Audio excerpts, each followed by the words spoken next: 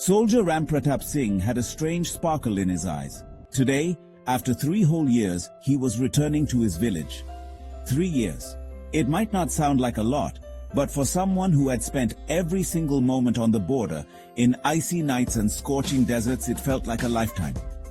The trees, plants, and fields rushing by outside the train window made him feel the scent of his homeland. His heart was beating faster. He was thinking about his wife, Radha. 3 years ago, when he left home, Radha had tied a sacred thread on his wrist, crying. Her teary eyes were still fresh in Ram Pratap's mind. In his bag, he had a beautiful red sari for Radha and some sweets from the city. He was wondering how happy Radha would be to see him. Would she be the same as when he left her? Or would she have changed in these 3 years? He used to get her letters, but there's a big difference between words written in letters and seeing a person face to face. Ram Pratap twirled his mustache and smiled. He had decided in his heart that this time, when he went to the village, he would buy some land and build a small house. Now, he was just waiting for the station to arrive. Every passing moment made him restless. The train was slowing down, which meant his village, his home, was just a little way off. He tied the laces of his army boots, straightened his cap, and slung his bag over his shoulder. There was a mix of pride and happiness on his face. He was a soldier, a protector of the country, but at this moment he was just a husband, eager to meet his wife. He was imagining how Radha would run and hug him tight, how the villagers would see him and say, "Look, our Ram Pratap has come back." These thoughts made him happy. Finally, the train slowly pulled into the platform and stopped. Standing near the door, Ram Pratap took a deep breath. The air had that familiar scent, the smell of his village's soil. He stepped out. There wasn't much of a crowd on the platform. Some people were getting off, some were getting ready to get on.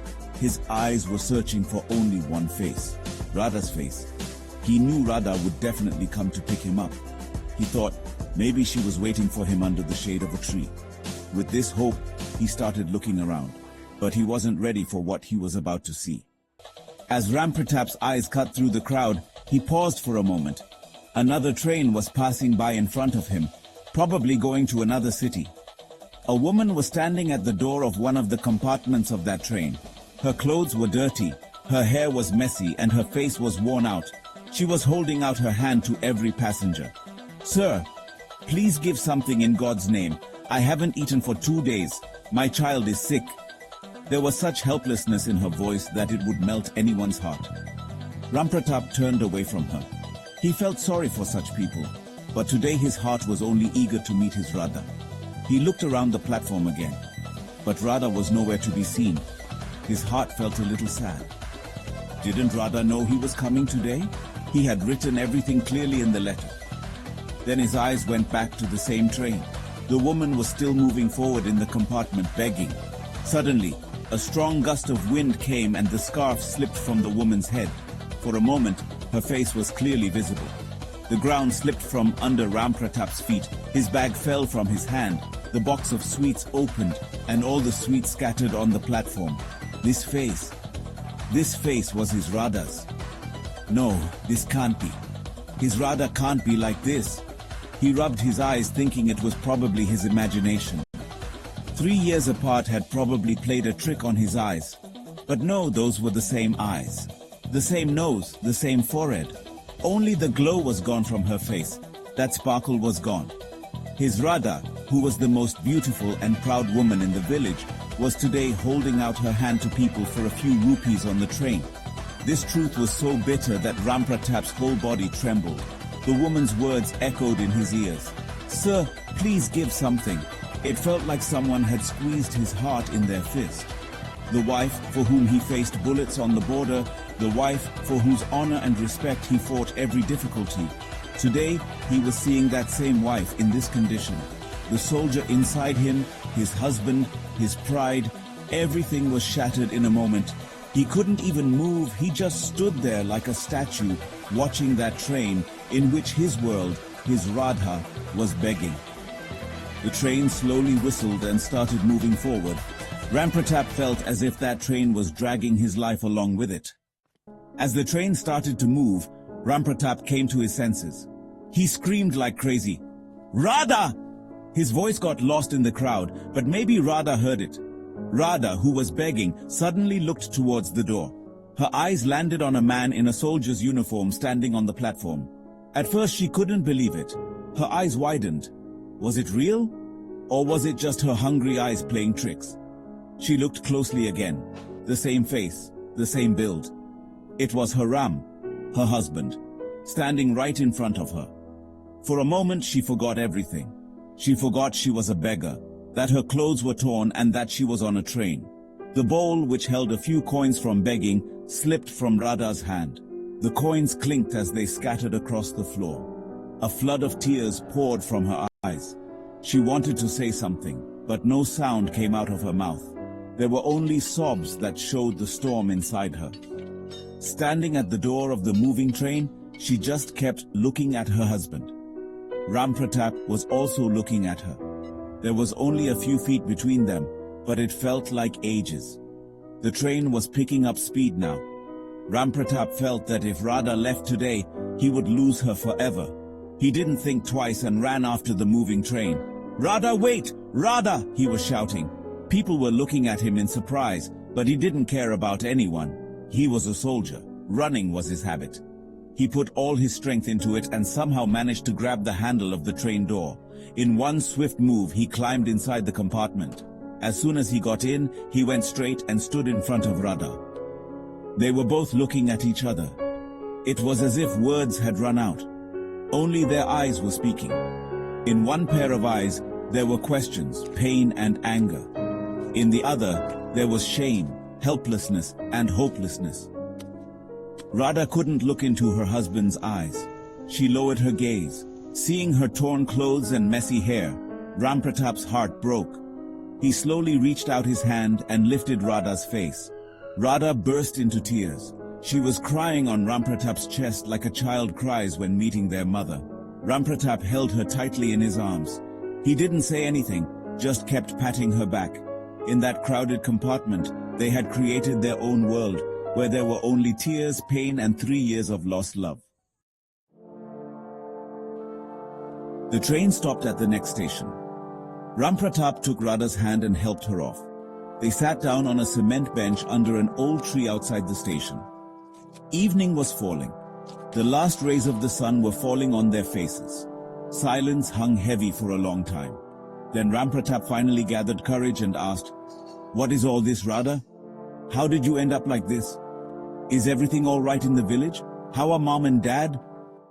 There was a hidden fear in his every question, a premonition of something bad. Radha didn't say anything, she just kept crying. Her tears just wouldn't stop.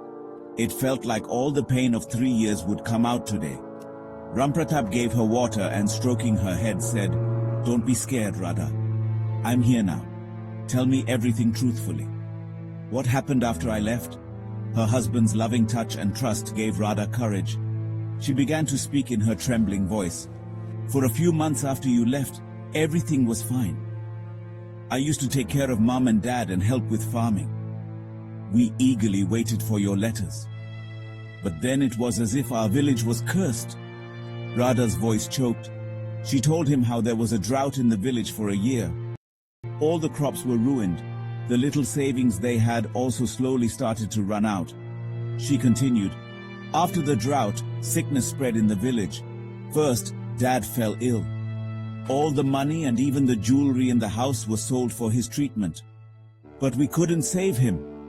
Saying this, Radha's sobs became uncontrollable. Rampratap realized that his own father was no longer in this world. It was another blow to his heart. Radha continued, "Mom couldn't bear the shock of Dad's passing. She also left us in just a few months."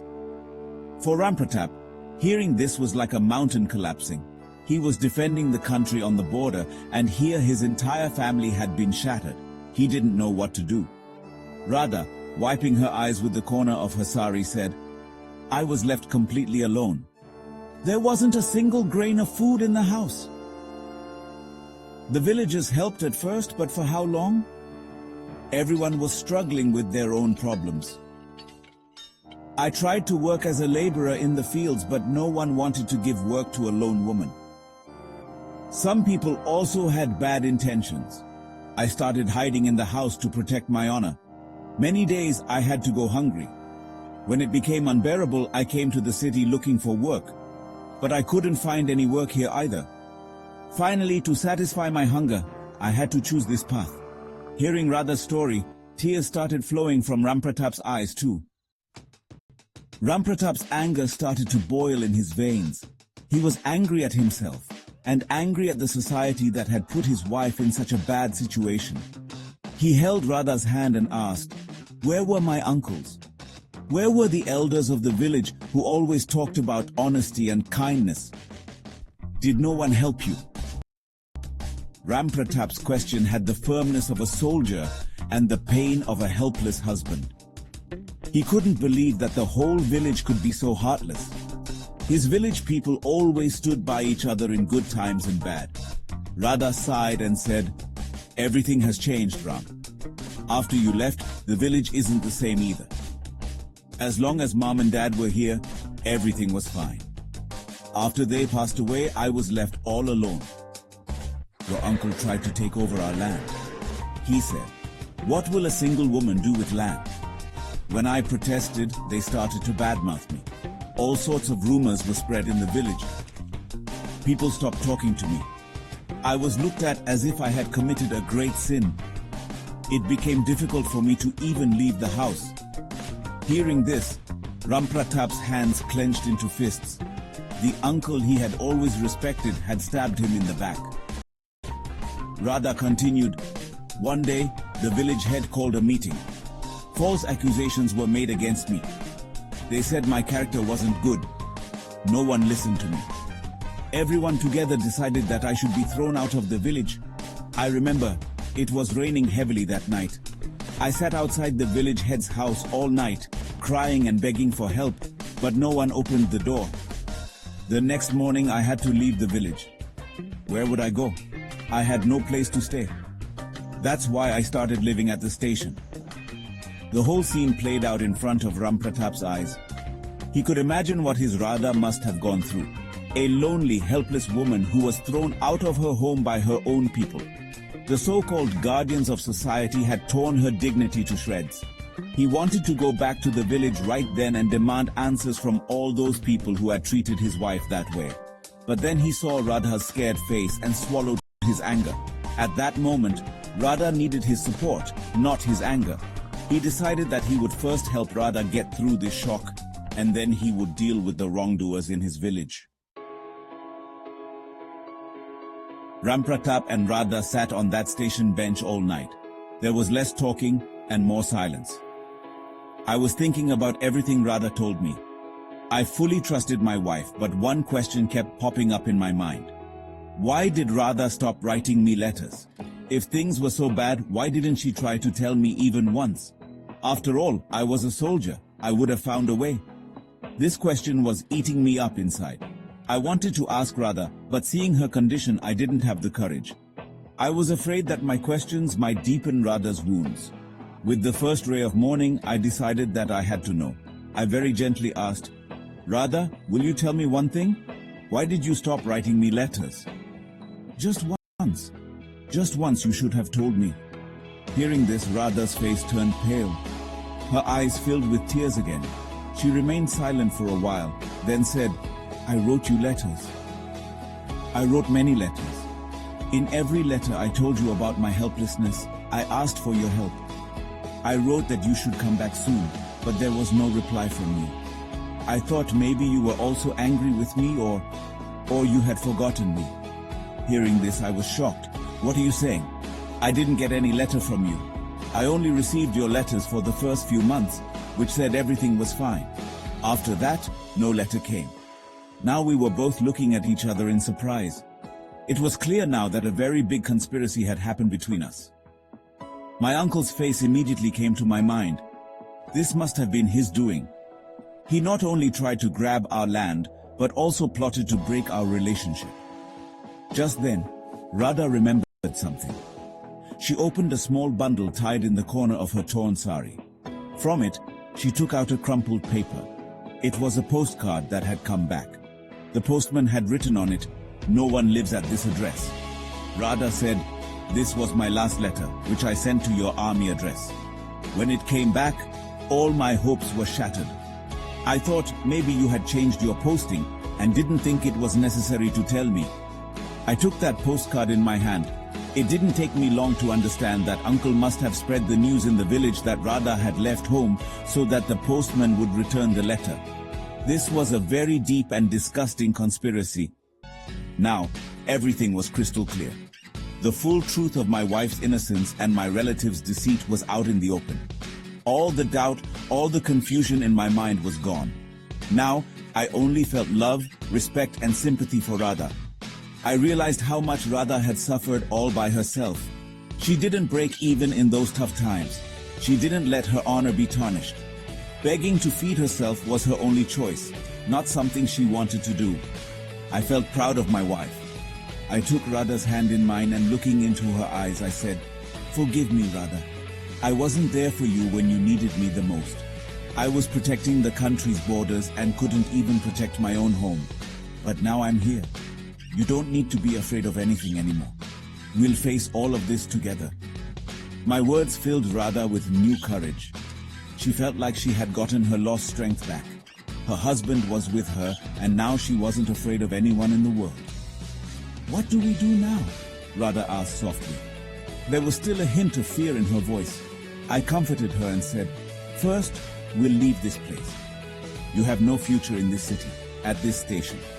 We'll start fresh. As for the village and those people who did all this to you, they will surely get what they deserve. But the way we fight will change now. We won't respond with anger or violence, but with the law and our hard work. I'll show them that a soldier's wife is not weak." I stood up and helped Radha to her feet. I took off my army jacket and put it on Radha's shoulders to hide her torn clothes. This wasn't just a jacket. It was trust. It was respect that a husband was giving his wife. It was a symbol that I would always stand by her side, protecting her. I had made up my mind. I won't go back to the village. There was nothing left for me in that village. I'll take Radha to a big city where no one knows us, and where we can start a new life. We caught the bus to the city that very morning. As Radha looked out of the bus window, it felt like she was leaving her painful memories behind. My hand was in hers, and that feeling gave her the greatest strength in the world. The journey was long, but the silence between us was now comforting. We both knew the road ahead wouldn't be easy. A new city, new people, new challenges. But this time, we weren't alone. We were together. And that's what mattered most. After reaching the city, I rented a small room. The room wasn't very big, but for us, it was like a palace. It was our own world, where no one would judge us, no one would point fingers. The first thing I did was buy new clothes for Radha. When Radha came in front of me in her new clothes, I felt like my old Radha had returned. Her face had the same innocence and glow it had 3 years ago. Only a deep sadness in her eyes, which would probably take time to fade. I decided to open a small dhaba with my army pension and savings. To be honest, I didn't know how to cook, but Radha was a great cook. This would be our own business, where we wouldn't be under anyone's control. I looked for a place for the dhaba, and Radha took care of the house. Slowly, our lives started getting back on track. I would prepare the dhaba in the morning, and Radha would manage the house. Our days were spent working hard, and that hard work helped us forget the pain of our past. In the beginning, not many customers came to the dhaba, but the taste and love in Radha's homemade food slowly started attracting people. Anyone who came to our dhaba once would come back again and again. People also really liked my army discipline and honesty. In just a few months, our dhaba became famous as Fauji Dhaba. People started coming from far and wide to eat at our place. Radha and I, with our hard work and dedication, had made a new name for ourselves. We were no longer just a helpless husband and wife, but successful entrepreneurs. One day, the dhaba was super crowded. Radha and I were both busy working. Just then, an old rusty jeep stopped in front of our dhaba. Some people got out of it. I was shocked to see them. They were from my village, and my uncle was with them too. They looked like they were in a very bad way. Their clothes were dirty, and their faces clearly showed tiredness and worry. They had probably come to the city for some work and were looking for a cheap place to eat because they were hungry. They saw the Fauji Dahaba sign and came inside. They didn't recognize me or Radha. My uncle called out, "Hey kid, bring 2 plates." I controlled my anger. I could have insulted them and kicked them out of there, but I didn't do that. I motioned to one of my employees and had food served for them. While they were eating, Radha went to their table with a jug of water. As soon as Uncle saw Radha, the piece of bread he was holding dropped from his hand. His eyes were wide open. "Radha, daughter-in-law, you here?" That's all he could manage to say. Now the rest of the villagers also recognized Radha and me. Everyone's heads dropped in shame. I went over to them and said calmly, "Yes, uncle, this is Radha, my wife. And this daba is ours. The woman you threw out of the village thinking she was helpless and bad is now standing on her own 2 feet and feeding people like you." My words didn't have anger, but pride. Uncle and the villagers had nothing to say. They quietly ate their food, paid, and left with their heads down. This was Radha's and my biggest victory. We had defeated our enemies without fighting, without taking revenge. Our success was our biggest answer. The confidence and happiness in Radha's eyes that day were priceless. She had proven that a woman can be helpless, but not weak. If she gets the right support and opportunity, she can write her own destiny. Our story became a lesson. No matter how many tests life throws at us, we shouldn't give up. After every dark night,